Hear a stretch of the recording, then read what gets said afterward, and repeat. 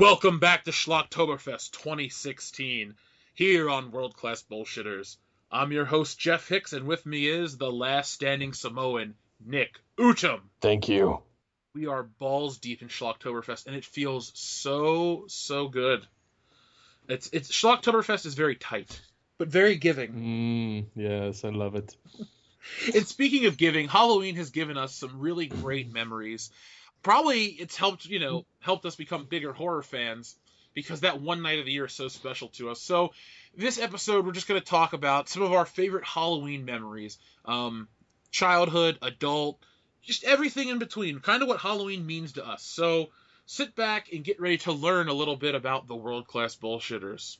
So Nick, what is your favorite Halloween costume that you ever wore?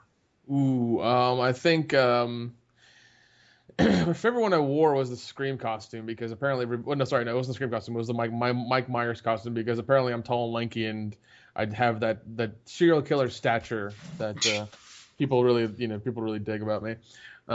So that's always a fun one to wear because apparently I just I can act as that person and freak everybody out very quickly. Now, I'm with you. I dressed up as Michael Myers for a couple years, and I have great memories. Now, I'm way bigger than Michael Myers would be, both height and weight, but I guess people assume that he's a big dude in the movies, and they just think, like, oh, you look just like him, when I don't, because he's real skinny. Yeah, exactly. But I remember, I'll tell this story. I don't think I've ever told it on air. I remember going to the mall. I was 17 years old, and I bought a Michael Myers mask from a Spencer's or a Hot Topic. Those stores are interchangeable. But That's true. I remember putting it on, and the guy in the mall's like, you can't wear that mask. We think you robbed the place. I'm like, here's my receipt. I just bought it. Anyway, the security guard was a dickhead. So I put the mask away, and I go home. And I get to the house, and I was like, hold on, I got to wear this fucking mask. So I put the mask on as I'm walking into my house. And as I'm walking up there, there's this little kid. And he sees me. He's on a bicycle. And he thinks I'm the real Michael Myers. I'll never forget. He looks up at me from the street. He's looking. He crashes his bike. I turn around and I go into the house. Now, the rest of the story I'm about to tell you is 100% true. So I go into the house, and I'm, hanging out, doing whatever. And I grab my little camera, and I thought, you know what? I'm going to wear this mask, and I'm going to walk around and take some random pictures of me in this mask. So I take the mask, and I have an alley behind my house. So I put the mask on, and I start walking down the alley, and I film my face. And instead of walking back up the alley, I decide to cut through a yard. Well, the yard I cut through is the same little kid that I saw earlier. And I will never forget. I walk through his backyard, I look on the porch to the right, and it's that same kid, and he jumps into his fucking house. It is ridiculously hilarious. I like to think that somewhere he's an adult now. He's like, some motherfucker followed me as Michael Myers. I hated that motherfucker. I hope he's listening to this podcast and he's like, that motherfucker. Yeah. So that was my first experience with my Michael Myers mask. It was quite a powerful one. That Halloween, which was just a few days later, maybe it was a few weeks, I remember going to my friend's house, and he lives in a really shit neighborhood, and but there's a lot of trick-or-treaters. So we're walking on these shitty streets, and this girl gets really afraid of me and won't walk past me. So, I stand there and scare, and then I follow her into a cemetery, and oh my God. She cries, and had she had a cell phone, she would have probably called the cops, but I never touched her, so it wasn't a crime. You're just walking, dude, and she's walking too. I mean, nobody's dying. And then I took the mask off to college, and that's where real fun began.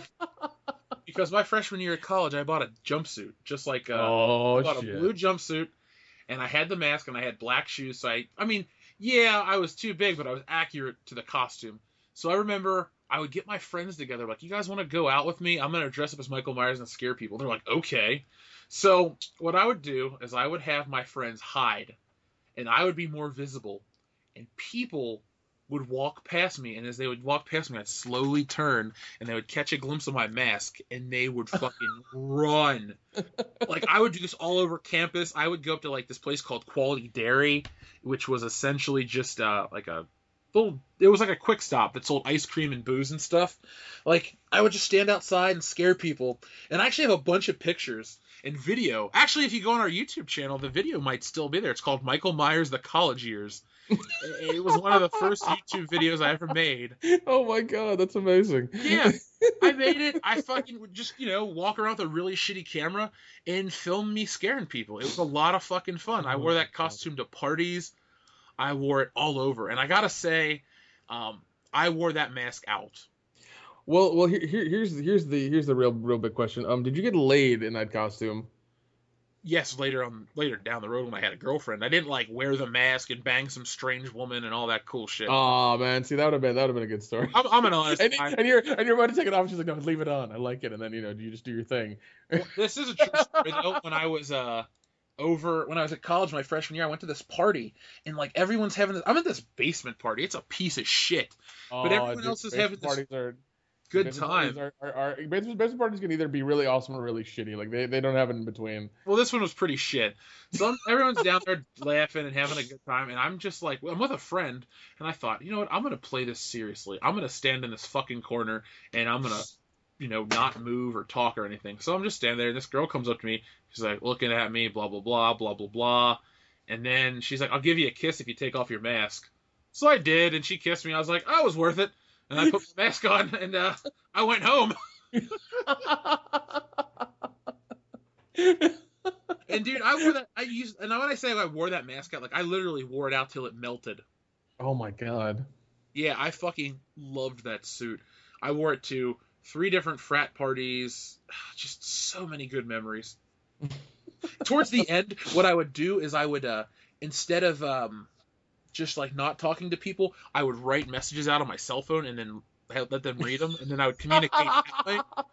That's amazing. I love that. I didn't want people to know who I was underneath the mask because I'm already a big dude. You should have just had like a whiteboard around your neck. Damn it! Now I need to buy a new Michael Myers costume and do it all over again. God damn you, Nick! You make me feel inadequate. I'm sorry. I was so dedicated to that mask that my freshman year at college, I bought a fucking wig and I glued in extra hair so it would look more accurate to the movie. Oh my and then God. I took white grease paint and I painted all the spots where I had sweat off. Oh wow! So my room smelled like glue and fucking grease paint, but my mask looked phenomenal when I was done. It was a decent Don Post mask too, because I'm pretty strict about details and stuff. Correct. But I thought I looked pretty good. I had a great time. That's my favorite Halloween costume ever.